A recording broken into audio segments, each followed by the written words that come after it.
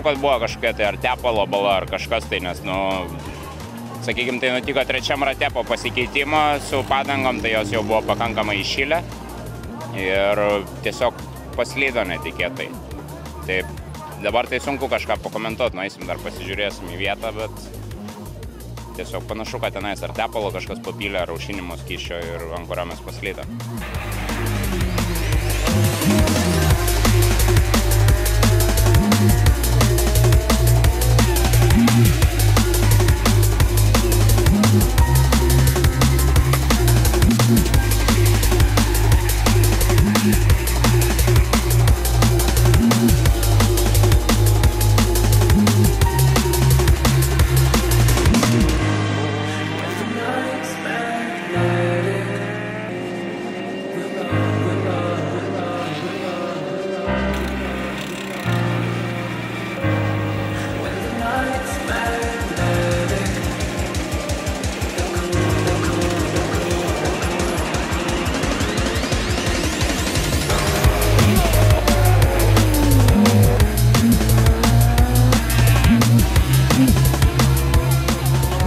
Tiek bėdų, kiek mes turėjome, tai varžybos pavyko gerai, dėl to, kad 4. vieta bendroje įskaitoje tai yra gana nemažas pasiekimas.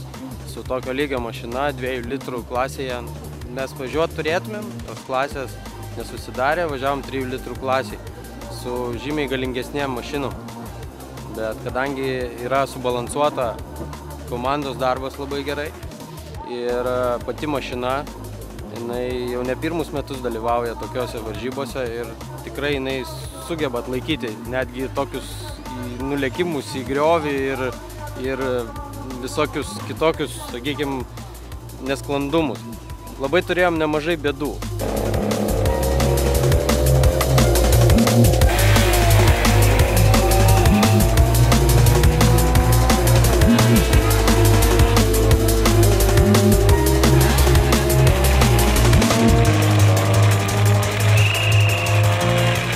Manau, kad mes šiandien padarėm iš visos širdies. Net neturiu ką ir tikrai negaila, kad pralošėm tą 3. vietą, nes mūsų rankom buvo gamintas jų automobilis ir tiesiog mums pritrūko šiandien sėkmės. Nuo 1 valandos mes susidūrėm su keliom problemom, kur mums teko padaryti 2 sustojimus, kurie buvo neplanuoti ir manau, kad čia viso to ir buvo seka. Bėdos buvo, reiškia, nekrovė generatorius, paskui pradėjo krauti, paskui,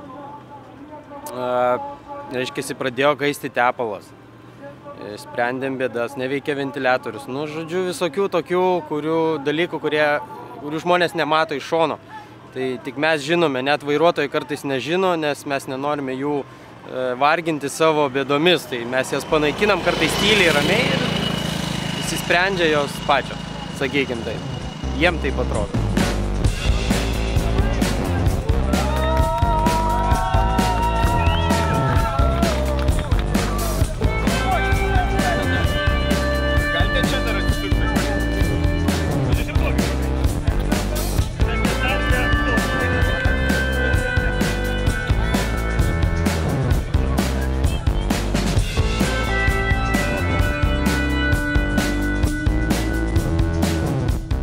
Aš manau, kad mes atsipirkom iš viso, kas galėjo būti geriausia. Mes likom 4. ir manau, kad tikrai nenuvylė mūsų rėmėjų, Technoramos, TNT, visų kitų ir manau, kad padarėm jiems šou. Komandos rezultatai teigiami tikrai, nes mūsų automobilis tikrai nėra pats galingiausias ar pats greičiausias. Mes tą rezultatą visą laiką siekiam stabilumų, patikimumų, dar kažko tai. Turėjom šiokių tokių techninių problemų, bet susitvarkėm su jomis. Svarbiausia šitose lenktynėse yra pasiekti finišą. Laimėjom 1. vietą klasėje su žymiai galingesniais automobiliais. absoliučioje įskaitoje 4 vieta, tai irgi, jeigu prieš lenktynės kas nors būtų pasiūlęs tą 4 vietą, tai būtumėm jame, manau, nesusimastydami, nes realiai turėjom būti 6-tuke, o ten jau kažkokia konkreti vieta, tai daugelio aplinkybių pasiekmė.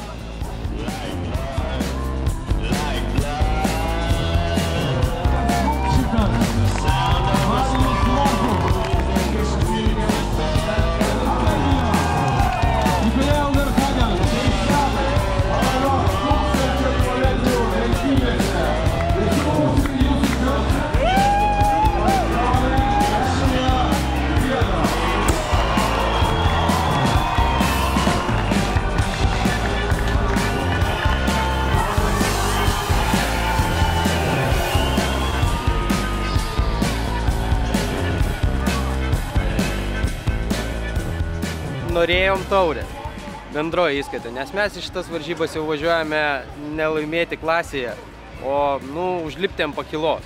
Pirmą vietą, tai čia laimėti vėl būtų nerealu, nes šis scenarijus nesikartoja, jisai paprasčiausiai yra vienintelis, kitais metais bus kitas scenarijus ir nepakartosi to. Tikslai, apetitas kyla bevaldant, nes kažkaip vis tiek turim įrodyti, kad ta pirma vieta, kurią mes laimėjom 2011 metais, nebuvo atsitiktinumas. Tai šiemet, manau, įrodėm, kad esam verti būti 3-tuke, o dirbsim per žiemą ir kitais metais stengsimės įrodyti, kad esam vertesni daugiau. Biškį užsimsim tobulinių automobilio ir dar reikia su juo dabaigti, kaip sako, ant pakilos. Pirma vieta? Manau, ant pakilos. Vis tiek tai yra smagu, ar 3, ar 1, ar 2, vis tiek. Ir su ja tikrai galima, jinai labai patikima ir manau, kad grįšim kitais metais ir bandysim.